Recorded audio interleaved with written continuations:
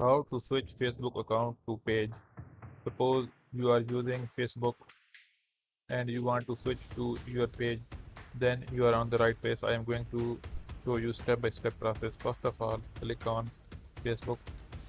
Now make sure you are logged in and make sure you are using the updated version.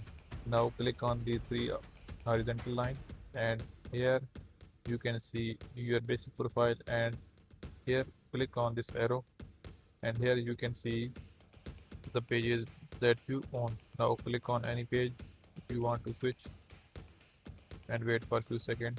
It's switching to the page. This is how you can switch from your Facebook account to page. I hope you have liked this video. If you like this video, then click on like button and subscribe my channel, and I will see you in the next video.